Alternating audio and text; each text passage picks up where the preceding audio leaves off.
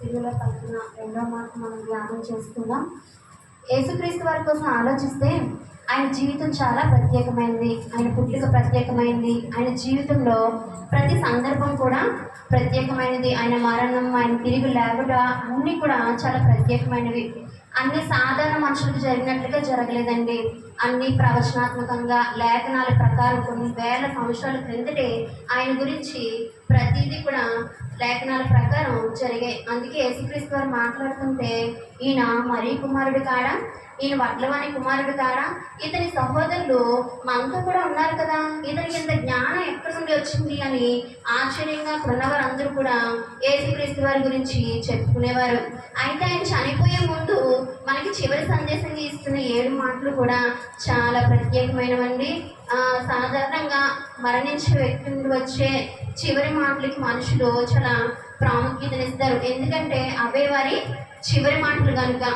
అయితే నాకు ఇచ్చిన మాట రెండో మాట. ఒక మనిషి మాటలకి మనం అంత ప్రాముఖ్యతనిచ్చినప్పుడు యేసుక్రీస్తు వారి సిలువలో పలికిన 7 మాటలకి మరింత ప్రాముఖ్యతను మనం ఇవ్వాలి. యేసుక్రీస్తు వారు సిలువలో పలికిన రెండో మాటను ధ్యానం చేసుకుందామండి. నేడు నీవు నాతో కూడా, లూకా సువార్త 23వ అధ్యాయం 43వ వచనంలో, నేడు నీవు నాతో కూడా పరదేశంలో ఉందని నిశ్చయముగా నీతో చెప్పుచున్నాను. ఈ మాటను అత్యంత ప్రాశస్తమైన మాటగా పిలువబడుతుందండి. యేసుక్రీస్తు ప్రభువారు సిలువ వేయబడిన తర్వాత దాదాపు ఆయన 6 గంటల సేపు సిలువలో వేలాడారు. 6 గంటల వ్యవధిలో ఆయన 7 మాటలు పలికారు. ఒకసారి మనము ఆ యొక్క చిత్రాన్ని, ఆ టైంలో ఆయన ఎలా ఉన్నారు అనేది మనం ఊహించుకుంటే 3 మేకుల మీద ఆ శరీరము ఎలాంటి వేలాడబడుతుంది అనమాట. అప్పటికి ఆయన శరీరం నుండి రక్తం ప్రవహిస్తుంది. అసలు ఆయనకి ఊపిరితిత్తుల పరిస్థితి ఆయనది ఎలా ఉంటుంది అంటే అది ఆయనకి చాలా మరి భయంకరమైన స్థితిలో, ఆయన ఊపిరి తీసుకోవడానికి కూడా చాలా బాధాకరమైన స్థితిలో ఆయన ఉండవచ్చు. అసలు అన్ని శిక్షల కన్నా ఘోరమైన శిక్ష ఏంటో తెలుసా? ఈ సిలువ శిక్ష అండి. రోమన్ ప్రభుత్వంలో ఒక వ్యక్తిని సిలువకు ఎక్కించారంటే అది సామాజికంగా అతనికి ఎలాంటి విలువ లేదని అర్థం. సిలువ మరణం అంట అత్యంత క్రూరమైనది, కిరాతకమైనది. ఎందుకంటే మన దేశంలో అయితే మనకి ఏముంది? ఉరిశిక్ష ఉంది. ఆ ఉరిశిక్షను కూడా ఎంతో గౌరవంగా చేస్తారట. ఆఖరిలో చనిపోయే ముందు అడుగుతూ ఉంటారంట, నువ్వేమైనా చదువుతావా, భగవద్గీత చదువుతావా, ఖురాన్ చదువుతావా, లేదా బైబిల్ చదువుతావా అని అడుగుతారట. లేదా నీకు ఇష్టమైన వారితో ఎవరితో మాట్లాడాలనుకుంటున్నావా, ఇలాంటివన్నీ అడిగి, ఇష్టమైన ఏమైనా తినాలనుకుంటున్నావా, ఇలాంటివన్నీ అడిగి ఒక సాంప్రదాయబద్ధంగా చేస్తారు. కానీ సిలువ శిక్ష మాత్రం చాలా భయంకరమైనది. సిలువలో మరి అక్కడంట ఆ యొక్క సిలువ వేయబడిన వారి పరిస్థితి ఎలా ఉంటుందంటే పిచ్చిగా కక్కలేస్తారంటండి, తట్టుకోలేరట. ఎందుకంటే 3 మేకుల మీద కదా శరీరం వేలాడుతుంది. మరి గట్టిగా మనమైతే ఒక అరగంట 2 చేతులు ఎత్తి ఆరాధన చేయలేం. గంట మోకాల మీద నిలబడి మరి మనం ప్రార్థన చేయలేం. ఎందుకంటే మన బాడీ మనకి సహకరించదు. అసలు రోమన్స్ ప్రభుత్వం ఈ సిలువ శిక్షను ఎవరికి విధించేవారంటే మామూలు సామాన్యులకు విధించేవారు కాదు. బందిపోటు దొంగలకి, క్రిమినల్స్కి, మరి హత్యలు చేసేవారికి, బానిసలుగా ఉన్నవారికి మాత్రమే ఈ యొక్క సిలువ శిక్షను వేసేవారు. యేసుక్రీస్తు ప్రభువారు మన కొరకు దక్కించుకున్న విధానం ఎంత గొప్పది అంటే ఒక హీనాతిహీనమైన విధానంలో తన ప్రాణాన్ని బలిగా అర్పించారండి. యేసుక్రీస్తు వారు ఆయన మరణించడానికి వచ్చారు, రక్తం కాచడానికి వచ్చారు, ప్రాణం పెట్టడానికి వచ్చారు. కానీ యేసయ్య ఎంచుకున్న మార్గం ఏంటంటే అసలు మనిషి పొందగలిగిన భయంకరమైన అవమానం, ఇంకా ఘోర అవమానం ఎవరు పొందలేరు. అలాంటి అవమానాన్ని ఆయన పొందారండి. అయితే ఇక్కడ మనం చూసుకున్నట్లయితే ఇప్పుడు యేసయ్యకు అటువైపు ఇటువైపు ఈ రెండో మాటలో 2 దొంగలు ఉన్నారండి. ఆ దొంగలు 2 కూడా నేరస్తులు, పాపం చేసిన వారు. యెషయా 53:12 చూసుకున్నట్లయితే ఇది కూడా ఎలా జరిగింది? గొప్పవారితో నేను అతనికి పాలు పంచిపెట్టెదను. దానికన్నా కిందన అతిక్రమం చేయబడిన వారిలో మరొకడు అర్థం చేసుకోలేదు అనుకుంటారు. కానీ 2 కూడా యేసయ్యని అవమానించిన వారే, 2 కూడా యేసయ్యని దూషించిన వారే, 2 కూడా ఆయన ఔన్నత్యాన్ని అర్థం చేసుకోలేదు. కానీ అయితే చూడండి, మీరు మత్తయి 27లో మీకు ఉంటుంది 27:44 ఒకసారి ఎవరైనా తీసి చదవండి. ఆయనతో కూడా సిలువ వేయబడిన బందిపోటు దొంగలు కూడా అలాగే ఆయన్ను నిందించి, అయితే 2 కూడా ఏం చేశారు? యేసుని 2 మొదట నిందించారు. అయితే ఇప్పుడు లూకా 23:39 నేరస్తులను ఒకడు ఆయనను దూషించుచు, నీవు క్రీస్తు అయితే నిన్ను నువ్వు రక్షించుకొనుము, మమ్మను కూడా రక్షించమని చెప్పెను. చూసారండి, అందులో ఒక దొంగ ఇంకా మానలేదు, ఏసైని తిట్టడం మానలేదు. ఎందుకు తిడుతున్నాడు ఆయన్ని? ఆయన ఏమన్నా అన్నాడా? లేకపోతే వాళ్ళిద్దరికి సిలువ వేస్తుంది ఏసైనా? కాదు కదా. అయినా చూసారా ఆ పాపిష్టి మనసు ఎలా ఉందో? ఉత్త పుణ్యానికి దేవుణ్ణి తిడుతున్నాడు. చాలా మంది ఇలానే ఉంటారు, చనిపోయే వరకు కూడా వాళ్ళు మార్పు రాదు. నేను పట్టుకున్న కుందేలుకి మూడే కాళ్ళు అనే రకాలు ఈ ప్రపంచంలో చాలా మంది ఉన్నారండి. ఈ దొంగ ఎలా ఉన్నాడు? ఆఖరి దశలో ఉన్నాడు, కొన్ని గంటల్లో చనిపోతున్నాడు. ఈ దొంగ జీవితం చూసినట్లయితే అంత పాప జీవితమే, అంత రహస్య జీవితమే, చీకట్లో బ్రతికారు. ఎన్నో కుటుంబాలని కూల్చివేశారండి ఈ దొంగలు. అయినా కూడా ఈ దొంగలు ఏం రాలేదు? మార్పు రాలేదు. ఎన్నో కుటుంబాల యొక్క పాపాన్ని మూటగట్టుకున్నారు. అయినా కూడా ఇతనిలో ఏం లేదు? తప్పు చేశాను అనే పరివర్తన లేదు, పశ్చాత్తాపం కొంచెం కూడా లేదు. తిరిగి దేవుణ్ణి అవమానిస్తున్నాడు. ఇలాంటి వారేనండి హామాన్ సంతానంగా పిలువబడుతుంది. సో అప్పుడు కూడా ఏం చేస్తున్నాడు? దేవుణ్ణి అవమానిస్తున్నాడు. గతంలో పాపిస్తుడు, ఇప్పుడు కూడా ఏం చేస్తున్నాడు? అదే పాపిష్టి జీవితాన్ని కొనసాగిస్తున్నారు. కానీ యేసయ్య ఏమని అన్నారా అక్కడ? ఆయన ఏమీ అనలేదు, మౌనంగా ఊరుకున్నారండి. మీరు గమనించినట్లయితే మనలో కూడా ఒక మంచి ఆత్మ చెడ్డాత్మ ఉంటే మనుషులు ఎలా ఉంటారంటే, మనకు కలిగిన బాధలకో వేదనలకో లేకపోతే మన పరిస్థితులు బాగాలేనప్పుడు మనం కూడా దేవుణ్ణి ఇలాగే అడుగుతూ ఉంటాం. ఏమని? నువ్వు నిజంగా ఉన్నావా? నువ్వు నిజంగా ఉంటే నాకు ఇది ఇవ్వు, నాకు అది చేయు. నువ్వు నిజమైన దేవుడు అయితే నాకు ఇది అనుగ్రహించు అని మనం దేవుణ్ణి అడుగుతాం. కానీ అది మాత్రం మంచి పద్ధతి కాదు. క్రైస్తవులుగా మనకి ఆ లక్షణం ఉండకూడదు. ఇక్కడ వాక్యం చూసినట్లయితే రెండో వాడు ఏం చేస్తున్నాడో తెలుసా? రెండో వాడు వాణిని గద్దించి ఏం చేస్తాడండి? వాణిని గద్దించాడు. ఈ దొంగల పేర్లు చరిత్రలో లిఖించబడ్డాయి. ఒకరు డిస్మస్, ఇంకొకరు గస్మస్ అంటారు. వాళ్ళ పేర్లతో మనకు సంబంధం లేదు. కానీ ఈ రెండో దొంగ ఏం చేశాడు? యేసయ్యకి కుడివైపున ఉన్న దొంగ అనమాట. ఈ దొంగ ఏం చేశాడు? గద్దించాడు. మొదట ఆ దొంగతో పాటు ఈ దొంగ కూడా ఏం చేశాడు? దూషించాడు. ఇద్దరు కలిపి యేసయ్యని దూషించారు. కానీ సడన్ గా ఇతరులో ఏమొచ్చింది? మార్పు వచ్చింది అనమాట. ఎందుకు వచ్చిందంటారు? యేసుక్రీస్తు వారు మొదటి మాటగా ఏం పలికారు? తండ్రి, వీరేం చేస్తున్నారు వీరు ఎరుగరు కనుక వీరిని క్షమించండి అని తండ్రికి ప్రార్థన చేయడం ఎవరి చెవిలో పడింది? ఈ యొక్క దొంగ చెవిలో కూడా పడింది. అయితే ఇక్కడ ఒక విచిత్రమైన సంఘటన కూడా జరిగిందండి. అక్కడ అధికారులు, శాస్త్రులు, పరిసయ్యులు, ప్రధాన యాజకులు ఏమంటున్నారు? నీవు దేవుని కుమారుడు అయితే, నువ్వు యూదుల రాజు అయితే నిన్ను నువ్వు రక్షించుకో, నిన్ను రక్షించుకొని నువ్వు నిరూపించుకొని అక్కడ వాళ్ళంతా కూడా దేవుని ఏం చేస్తున్నారు? హేళన చేస్తున్నారు, అపహసిస్తున్నారు. అందరూ కూడా అపహసిస్తున్న ఆయన కోసం ఏం చేస్తున్నారో తెలుసా? సాక్ష్యం చెప్తున్నారు. ఎలాంటి సాక్ష్యం చెప్తున్నారు? ఎందుకంటే యేసుక్రీస్తు వారి జీవితంలో ఎక్కడ కూడా తప్పు లేదండి. ఆయన ఎక్కడ అపరిశుద్ధంగా జీవించలేదు. ఆయన జీవితం అంతా నీతిగానే బ్రతికారు. ఇవ్వాలి, తప్పదు. ఎందుకంటే అక్కడ మరొక చాయిస్ లేదు ఆయన గురించి. అందుకే ఆయన గురించి చెడ్డకార్యాలు చెప్పలేక, ఏమీ లేక ఏం చేస్తున్నారు?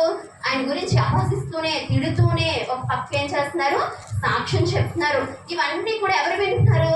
ఆ దొంగ వింటున్నాడండి. వినటం వల్ల ఏమొస్తుంది? విశ్వాసం వస్తుంది. ఓహో, అయితే ఇతను దేవుడి కుమారుడు అని ఏం చేసుకున్నాడు? అతను కన్ఫర్మ్ చేసుకున్నాడు. అప్పటికప్పుడు బందిపోటు దొంగకి ఏమొచ్చిందో తెలుసా? మారు మనసు వచ్చింది.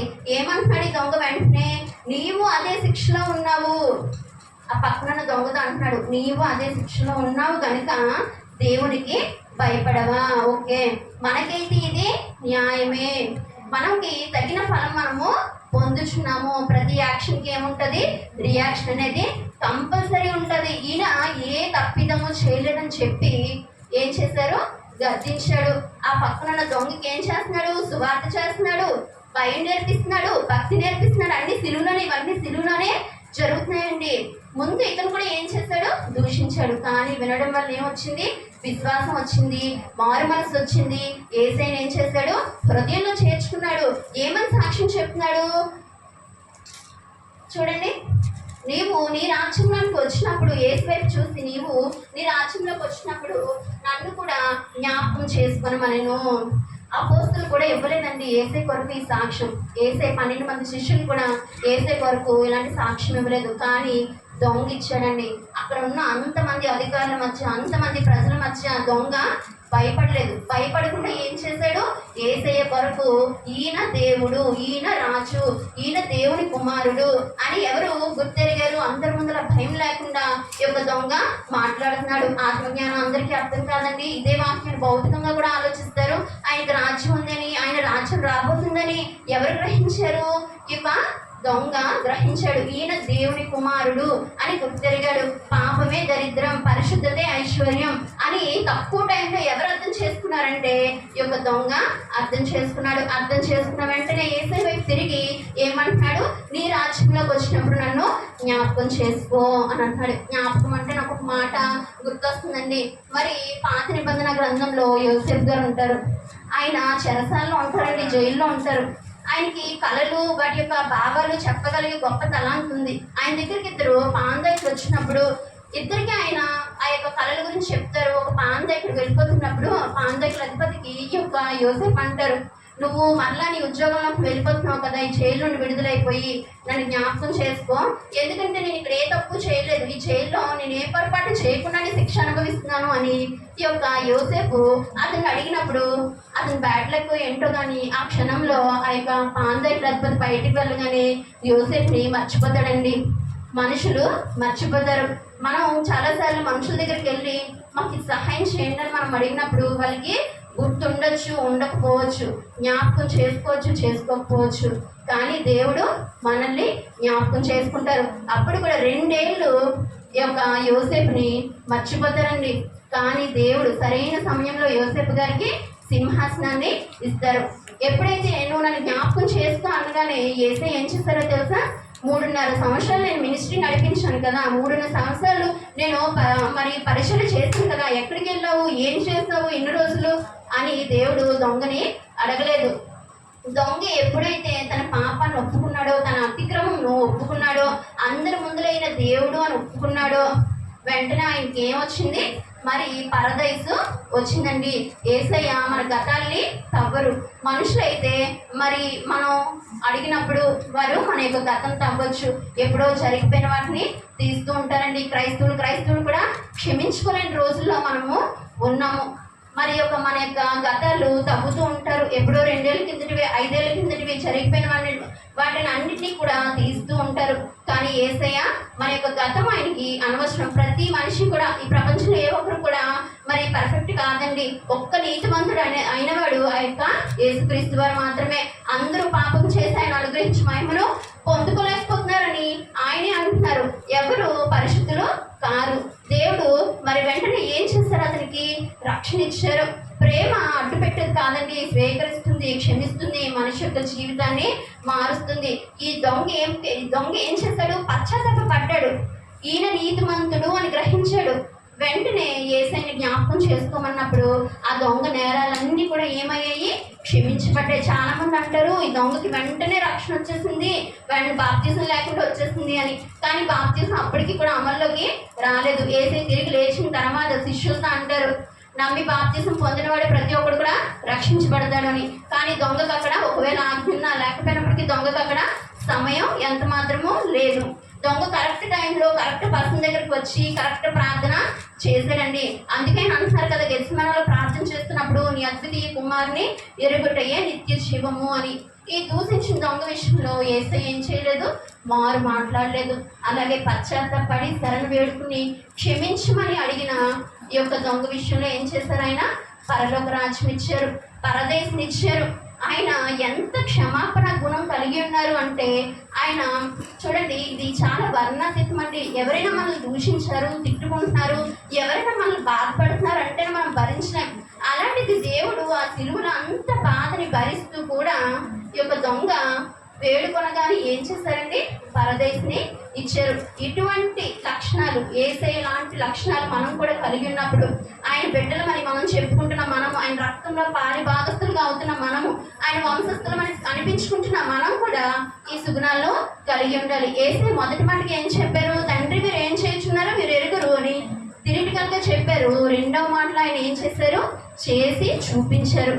మనకు కూడా ఏం చేస్తున్నారు? ఆయన మాదిరికరంగా క్షమాగుణం కలిగి ఉండాలి, ప్రేమ కలిగి ఉండాలి, ప్రేమతత్వం కలిగి ఉండాలి అని దేవుడు మరి మన అందరికీ కూడా చెప్పి ఉన్నారండి. అనుదినము కూడా మనం ఏం చేయాలి? మన యొక్క పాపాలని ఒప్పుకుంటూ ఉండాలి. అనుదినం కూడా మనం మారు మనసు పొందాలి. అనుదినం కూడా మనం పశ్చాత్తాపం పొందాలి. అనుదినం కూడా మనము పరిశుద్ధతలో ఉండాలి. అలా ఉన్నప్పుడు దేవుని రాజ్యంలో మనం కూడా చేరబడతాం. అలాగే చూడండి, భూలోకంలో ఒక పరదేశం ఉండేది. మీ అందరికీ తెలుసు కదా. మరి ఆదాము అవ్వ దేవుడు ఏం చేశారు? వాళ్ళకి పరదేశం లాంటి ఏదైనా ఇచ్చారు. కానీ వాళ్ళు ఏం చేశారు? పాపం చేసి ఆ పరదేశం నుండి వెళ్ళగొట్టబడ్డారు. కానీ దొంగ ఏం చేశాడు? తన పాపాన్ని ఒప్పుకొని దేవునితో పరదేశంలోకి వెళ్ళాడు. దేవునికి ఆఖరి స్నేహితుడు ఎవరో తెలుసా? ఈ దొంగనే. వెంటనే ఆయనకి ఏమొచ్చింది? వీసా వచ్చింది. వెంటనే యేసయ్యతో పాటు అతను కూడా ఆ యొక్క పరదేశంలో ఉన్నారు. ఇంకా ఈ పరదేశం గురించి చెప్పాలంటే ఎన్నో మాటలు ఉన్నాయండి. మరి మనకి సమయం లేదు కనుక ఈ కొద్ది మాటలు మరి దేవుని సన్నిధిలో నేను చెప్పాలనుకుంటున్నాను. మరి మనం కూడా ఏం చేయాలి? దేవుని ఎదుట నమ్మకంగా. దొంగకి అవకాశం వచ్చింది. వెంటనే ఆ యొక్క పక్కనున్న దొంగకి ఏం చేశాడు? సువార్త ప్రకటించాడు. మనకు కూడా కొన్నిసార్లు అవకాశం వచ్చినప్పుడు దేవుని గురించి మనము చెప్పాలి. ఆయన మనకి ఇచ్చిన తలంతులు మనము ఉపయోగించుకోవాలి. కృపావరాల్ని వాడుకోవాలి. దేవుని గురించి మనము కూడా రాజ్య సువార్తను ప్రకటించాలి. అనుదినము మనము మారు మనసు కలిగి బ్రతకాలి. మరి యేసయ్య మనకు ఎలా అయితే మాదిరి చూపించారో మనం కూడా అలాంటి మాదిరికరమైన జీవితాన్ని మనం జీవించినప్పుడు తప్పకుండా ఆయన రాజ్యంలో మనకి ఏముంటుంది? మనకు కూడా చోటు ఉంటుంది. మరి ఈ కొద్ది మాటలు కూడా దేవుడు దీవించి ఆశీర్వదించును గాక.